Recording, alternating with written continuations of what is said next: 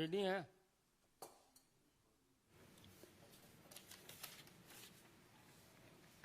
मित्रों नमस्कार। अपने बीच भारतीय जनता पार्टी के माननीय राष्ट्रीय प्रवक्ता डॉक्टर संबित पात्रा जी आपको संबोधित करेंगे। मेरा विनम्र निवेदन है माननीय संबित जी से कि आपको संबोधित करें। संजय जी धन्यवाद। आप सभी आज यहाँ एक शॉर्ट नोटिस पे आए हैं, उसके लिए बहुत बहुत धन्यवाद। आज आदरणीय अरुण जेटली जी का भी पुण्यतिथि है। उस अवसर पर अरुण जेटली जी को कोटि कोटि नमन। बंधुओं, आज एक बहुत ही गंभीर विषय पर भारतीय जनता पार्टी अपने वक्तव्य को रख रही है। आप सभी ने देखा होगा, कुछ एक घंटे पहले भारतीय जनता पार्टी के यशस्वी राष्ट्रीय अध्यक्ष आदरणीय जेपी नड्डा जी ने 2 ट्वीट किया है।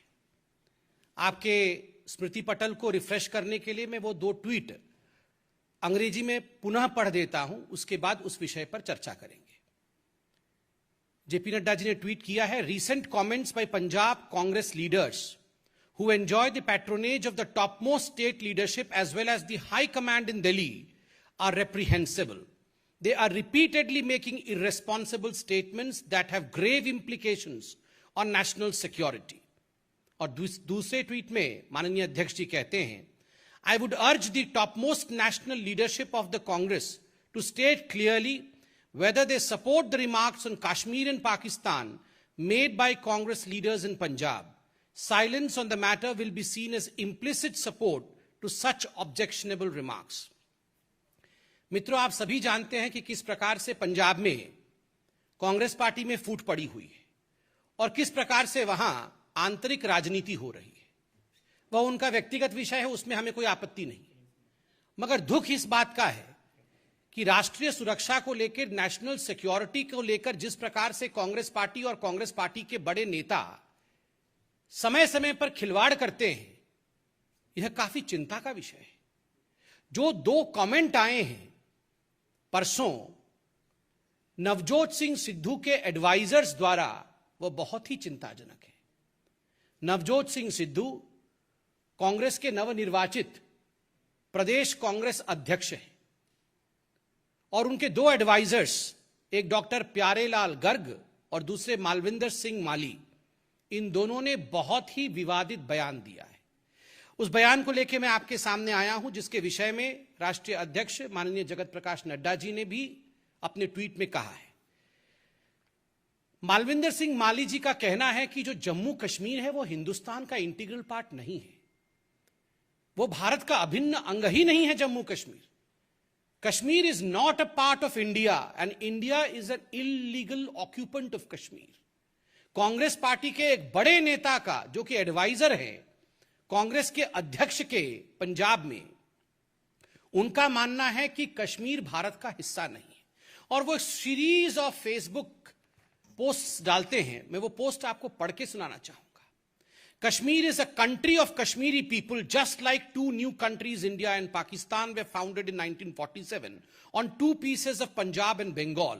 Similarly, on the rules of United Nations Organization, by violating the decisions of Kashmir alliance with India, Kashmir has been divided into 2 parts of the country.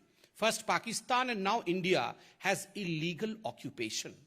Second Facebook posting, if Kashmir was part of India like other states of the country, then what was the agreement made with King Hari Singh of Kashmir on 1947? Question mark. Third, what was the meaning of Article 370 and 35A, which gave special status to Kashmir in Constitution of India? Next question, why was Kashmir issue taken to the United Nations Organization and what resolution was passed to resolve the dispute that India and Pakistan agreed to implement? ऐसे बहुत सारे सवाल, बहुत सारे देश की सुरक्षा के साथ खिलवाड़ करने वाले सवाल कांग्रेस पार्टी के दिग्गज नेता और नवजोत सिंह सिद्धू के एडवाइजर पूछते हैं। आप सोचिए जरा सवाल कैसे है। वो कहते हैं कि जम्मू कश्मीर एक अलग कंट्री है और भारतवर्ष उसका इलीगल ऑक्यूपेंट। वो कहते हैं ये पूरा मसला तो यूनाइटेड नेशन ऑर्गेनाइजेशन में गया था, यूएन का काम उसे सॉल्व करने का है, ये इंडिया उसको किस प्रकार से इलीगल ऑक्यूपेंट बन के बैठी हुई। बंधुगण, जवाहरलाल नेहरू जी ने जो गलती की थी यूनाइटेड नेशन में कश्मीर के मसले को लेकर के, आज तक कांग्रेस पार्टी जवाहरलाल नेहरू जी के उस गलती के साथ खड़ी है और दुख के साथ हमें कहना पड़ रहा है, और हमारे राष्ट्रीय अध्यक्ष जी ने इस विषय पर सवाल उठाया है कि इस प्रकार की पोस्टिंग डाली जाएगी कि यूनाइटेड नेशन अब डिसाइड करे कि जम्मू कश्मीर किसका है। ये किस प्रकार की घिनौनी बातें कांग्रेस पार्टी के लीडर करते हैं। आर्टिकल 370 और आर्टिकल 35A के बारे में आपने सवाल पूछा है, और मैं बताना चाहूंगा, और अध्यक्ष जी ने बिल्कुल सही कहा है, इसमें जो कांग्रेस का आला कमान है, जो हाई कमांड है, कांग्रेस के जो बड़े नेता हैं, वो सब इसमें सम्मिलित हैं। ये केवल एडवाइजर ऐसा कह ही नहीं सकता है। जब तक कि सोनिया जी और राहुल जी की हामी नहीं होगी, तब तक ये कांग्रेस के बाकी लोग कह ही नहीं सकते हैं। कहीं ना कहीं आप याद करिए, जिस दिन अमित शाह जी तत्कालीन उस समय गृह मंत्री, और उस समय जब आर्टिकल 370 को एब्रोगेट करने के लिए वो खड़े हुए थे कागज लेके, तुरंत उनके खड़े होते ही अधीर रंजन चौधरी LOP वो खड़े हो जाते हैं और वो तुरंत कहते हैं कि क्या आपने पाकिस्तान से परमिशन लिया? ये तो बायलैटरल इशू है, आर्टिकल 370 इंडियन पार्लियामेंट में अकेले आप कैसे इसको एब्रोगेट कर सकते हैं? उस समय गृह मंत्री के नाते अमित शाह जी ने इस पे सवाल उठाया था कि आखिर आप ऐसे कह कैसे सकते हैं। और ये सब कुछ सोनिया जी के इशारा पे हुआ था। याद करिए, अधीर रंजन चौधरी जी के ठीक पीछे सोनिया जी बैठी थी, आगे सोनिया जी बैठी थी, इशारा कर रही थी पीछे मुड़ करके। और आज जिस प्रकार से एडवाइजर्स ने ये कहा है, ये सारे तार जुड़ जाते हैं कि कांग्रेस पार्टी आर्टिकल 370, 35A और कश्मीर को लेकर किस प्रकार की डिविजिव सोच रखती है, एंटी इंडिया सोच रखती है, यह स्पष्ट होता है। जो दूसरे एडवाइजर हैं उनका नाम प्यारेलाल गर्ग है, और डॉक्टर प्यारेलाल गर्ग का कहना है कि पंजाब में अगर इलेक्शन जीतना है तो किसी को भी पाकिस्तान का आलोचना नहीं करना चाहिए, पाकिस्तान की क्रिटिसिज्म नहीं करना चाहिए, और पाकिस्तान के विरोध में नहीं बोलना चाहिए। कमाल की बात है, ऐसा भी कोई सोच सकता है कि पाकिस्तान के विरोध में मत बोलिए हमारे देश में? ये एडवाइजर खाते यहां का है मगर गाते वहां का है, खाते हिंदुस्तान का है और गाते पाकिस्तान का है। आप इंडिया में रह के पाकिस्तान की बुराई मत करिए, पाकिस्तान को आईना मत दिखाइए, उसकी क्रिटिसिज्म मत करिए, वरना आपको नुकसान हो जाएगा। ये किस प्रकार की बात है? और बिल्कुल मैं याद दिला दूं, जैसा नेता वैसा एडवाइजर, ये सिद्धू साहब ने ही उनसे बुलवाया है। सिद्धू वही नेता हैं जो बार बार हिंदुस्तान सरकार की मना करने के बावजूद पाकिस्तान गए थे और वहां जाके कमर बाजवा को गले लगाया था, आर्मी चीफ पाकिस्तान को गले लगाया था और कहा था, जीवे जीवे पाकिस्तान मेरा यार इमरान खान। यही कहा था ना, जीवे जीवे पाकिस्तान मेरा यार इमरान खान। और इमरान खान ने भी कहा था, कहां है हमारा अपना सिद्धू, कहां है हमारा अपना सिद्धू। रह नहीं पाते दोनों एक दूसरे के बिना। शक होता है कभी कभी, किसने बनाया है सिद्धू जी को अध्यक्ष? कांग्रेस ने बनाया है या किसी और ने बनाया है? यह भी शक होता है। और एक बात आप सबको याद होगी, उस समय मीडिया चतुर्थ स्तंभ के नाते आप लोगों ने सिद्धू जी से सवाल पूछा था कि आप क्यों पाकिस्तान गए? तो सिद्धू जी ने कहा था, मेरा कैप्टन अमरिंदर सिंह नहीं है, मेरा कैप्टन राहुल गांधी है, और जो राहुल गांधी कहेंगे वही मैं करूंगा। आज माननीय अध्यक्ष जेपी नड्डा जी ने यही पूछा है कि ये जो साइलेंस है, ये जो चुप्पी है राहुल गांधी जी की, ये जो चुप्पी है सोनिया गांधी जी की, ये क्यों है? और आज हम चाहते हैं कि अगर सिद्धू जी के कैप्टन राहुल गांधी, सिद्धू जी राहुल गांधी के कहने पर पाकिस्तान गए थे, कमर बाजवा को गले लगाया था, जीवे जीवे पाकिस्तान कहा था, आज नड्डा जी भी ये जानना चाहते हैं कि क्या राहुल जी के कहने पर ही ये एडवाइजर्स नियुक्त किए गए थे? क्या राहुल जी और सोनिया जी की हामी, जो उन्होंने अंग्रेजी में बिल्कुल स्पष्ट रूप से कहा था और लिखा है इसमें, I would urge the topmost national leadership of the Congress to state clearly whether they support the remark on Kashmir and Pakistan made by the Congress leaders in Punjab. Silence on the matter will be seen as implicit support. अगर चुप रहेंगे, राहुल जी और सोनिया जी जवाब नहीं देंगे, तो इसको support माना जाएगा। और आज राहुल जी, आपको चाहिए कि इस प्रेस कॉन्फ्रेंस के तुरंत बाद आधे घंटे के अंदर आप प्रेस कॉन्फ्रेंस करके इसका जवाब दें। और आप सबसे, जो हमारे मीडिया के बंधु यहां बैठे हैं, आप सबसे भी निवेदन है कि आप इस पूरे विषय को राहुल गांधी जी से पूछिएगा कि आखिर वो इसके साथ है या इसके खिलाफ है। राहुल जी का क्या मानना है? कश्मीर हिंदुस्तान का हिस्सा है या नहीं है? राहुल जी का क्या मानना है? पाकिस्तान के विरोध में बोलना चाहिए या नहीं बोलना चाहिए? वैसे राहुल जी को आज तक तो हमने पाकिस्तान के खिलाफ बोलते हुए कभी सुना नहीं। हमने जरूर सुना है राहुल गांधी ने सर्जिकल स्ट्राइक को फर्जिकल बताया। हमने जरूर सुना है राहुल गांधी जी ने खून की दलाली की बात की हो, इंडिया के आर्मी के जवानों के खिलाफ बात की। हमने जरूर सुना है सिद्धू और राहुल गांधी जी ने सवाल पूछा था कि ये जो एयर स्ट्राइक हुआ था इसमें कितने कौवे, कितने चिड़िए और कितने पेड़ गिरे थे। मगर पाकिस्तान के खिलाफ आज तक राहुल गांधी और सिद्धू जी को हमने बोलते हुए सुना नहीं है। हमारे राष्ट्रीय अध्यक्ष जी ने सवाल पूछे हैं। आशा करते हैं कि माननीय जगत प्रकाश नड्डा जी के इन प्रश्नों का उत्तर यथाशीघ्र एक प्रेस कॉन्फ्रेंस करके राहुल गांधी जी और कांग्रेस पार्टी के आला नेता इसका जवाब देंगे। धन्यवाद बंधुगण। कोई सवाल हो तो। Vikramjit Singh.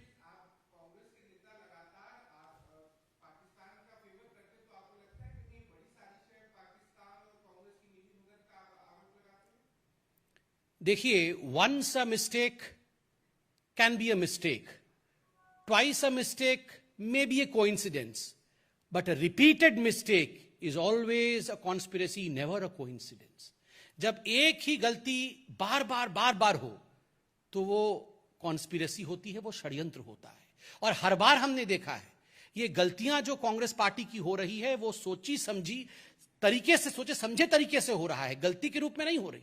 Surgical strike India की आर्मी करती है तो उस पर सवाल उठा देना, जब एयर स्ट्राइक करती है तो उस पर सवाल उठा देना, इंडिया की आर्मी को सड़क का गुंडा कह देना, आर्मी चीफ को।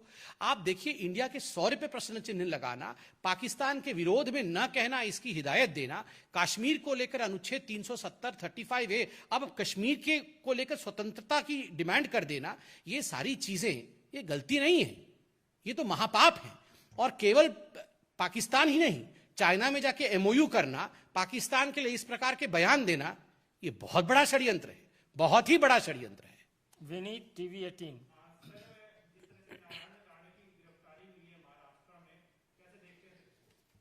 देखिए, जहां तक अभी नारायण राणे जी का विषय टीवी पर हम देख रहे हैं, यह गंभीर मामला है और यह चिंता का विषय है। एक तरह से यह लोकतंत्र का हनन है, लोकतंत्र की हत्या है। कुछ शब्द नारायण राणे जी ने जरूर ऐसे प्रयोग किए होंगे जो मुझे लगता है जिन शब्दों से बचा जा सकता था, किंतु क्या यह टॉलरेंस है? क्या यही कानून है? महाराष्ट्र के कुछ मंत्री बता रहे हैं कानून सर्वोपरि है। भारतीय जनता पार्टी के दफ्तरों के ऊपर पत्थरबाजी करना, लोगों के जान को जोखिम में डालना, क्या यह कानून है?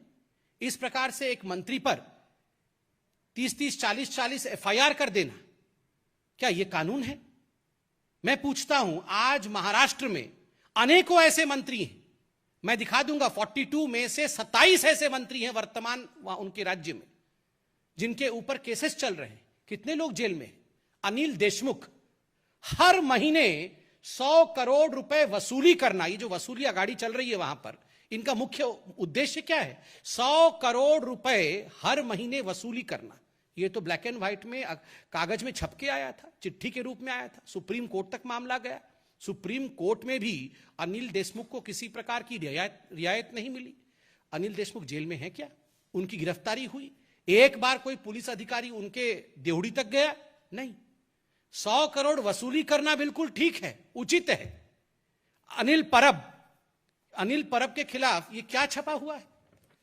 लोकल अखबार से लेकर राष्ट्रीय अखबारों तक अनिल परब जो उनके इतने बड़े नेता हैं, उनके काले करतूत सब छपे हुए हैं अखबारों में। उसके बावजूद एक दिन पुलिस अनिल परब को गिरफ्तार नहीं करती है, उसके देवड़ी तक नहीं जाती है।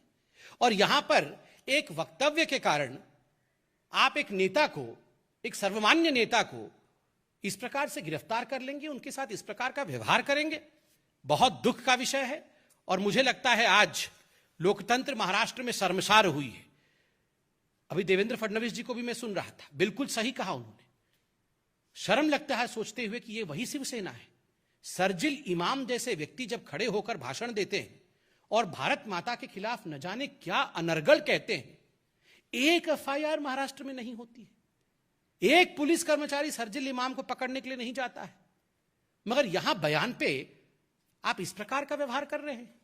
इतना ही नहीं, संजय राउत जी, हर दिन उनके बयान को देखिए, महिलाओं के प्रति किस किस प्रकार के बयान दिए हैं संजय राउत जी की मैं माइक पे वो सब बयान दोहरा भी नहीं सकता हूं।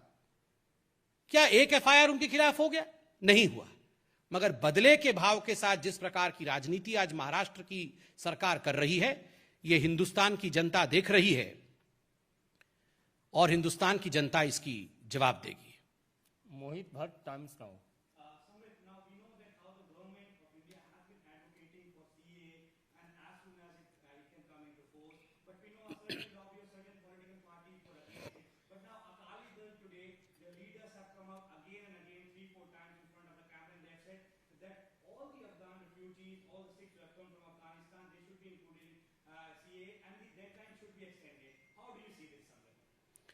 देखिए, आज सुबह जब हमने टेलीविजन ऑन किया तो हम सब के लिए एक सुखद दृश्य देखने को मिला। वाहेगुरु जी इस देश को, इस देश की जनता को सदैव सुखी रखे, यही हमारी प्रार्थना है। मगर जो सुखद दृश्य था, जो मन भावन दृश्य था, जो बहुत ही इमोशनल दृश्य था, वो हमारे मंत्री आदरणीय हरदीप पुरी जी, दुष्यंत गौतम जी, आरपी सिंह जी, जिस प्रकार से उन्होंने गुरु ग्रंथ साहिब को सिरोद्धार्य करके वो आ रहे थे, वो देख करके पूरा देश गदगद हो गया है। देखिए, आज जो लोग सीएए पे सवाल उठा रहे थे, जो लोग मोदी जी पे सवाल उठा रहे थे और जो लोग झूठ बोल रहे थे, भ्रम फैलाने की राजनीति कर रहे थे, आज वो जान चुके हैं कि उनके भ्रम के ऊपर पानी फिर गया है। आज वो जान चुके हैं कि उनकी मिथ्या नहीं चली। They have been caught today, they have been caught red handed today. आज हिंदुस्तान ने जिस प्रकार से हमारे सिख भाइयों को अपने आहोश में लिया है, उनसे गले लगाया है उन्हें, ये बहुत बड़ी बात है, ये मानवता की जीत है। जैसे अफगानिस्तान से हमारे बंधु आ रहे हैं और उनको जिस प्रकार से हिंदुस्तान शरण दे रहा है, ये अपने आप में बहुत बड़ी बात है। और मुझे लगता है जिन लोगों ने सीएए के नाम पे हिंदुस्तान में लोगों को भड़काने की कोशिश की, आज उन्हें शर्मसार होना चाहिए। They should be ashamed of whatever they have done. They had tried to instigate the people of the country, but we are all aware and awake today. TV9 Amod राय।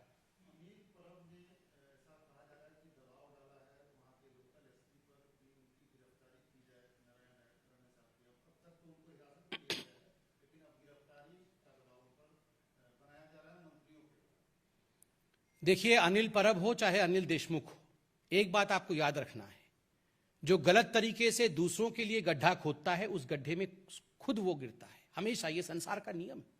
ये वही अनिल परब है। अभी मैंने आपको आर्टिकल दिखाया, अनिल परब जी के खिलाफ उन्हीं के विभाग के लोगों ने कंप्लेंट किया है कि किस प्रकार वसूली चल रही है, किस प्रकार घोटाला उनके विभाग में चला है। क्या उनके खिलाफ अभी तक राज्य की सरकार ने कोई कार्यवाही की है? क्या उनको अभी तक गिरफ्तार किया गया है? किया नहीं गया है तो हम जानना चाहेंगे क्यों नहीं किया गया है। हम यह भी जानना चाहेंगे, अनिल देशमुख जो तत्कालीन गृह मंत्री रह चुके हैं और उनके गृह मंत्री रहते हुए किस प्रकार का वसूली गेट चल रहा था महाराष्ट्र में, ये हम सब जानते हैं। ये अखबारों के माध्यम से आप सब ने हमें जागरूक भी किया है। उसके बावजूद यही महाराष्ट्र सरकार सुप्रीम कोर्ट तक जा रही है उनको बचाने के लिए, उनको रिहा करवाने के लिए, और अभी तक उनकी गिरफ्तारी तक नहीं हो पा रही है। क्यों? क्या मजबूरी है महाराष्ट्र की सरकार की कि आप उन लोगों को बचा रहे हैं जिन्होंने गलतियां की है और कहीं ना कहीं दूसरों को गिरफ्तार करके अपने चेहरे को बचाने की कोशिश कर रहे हैं। विनीत, TV18।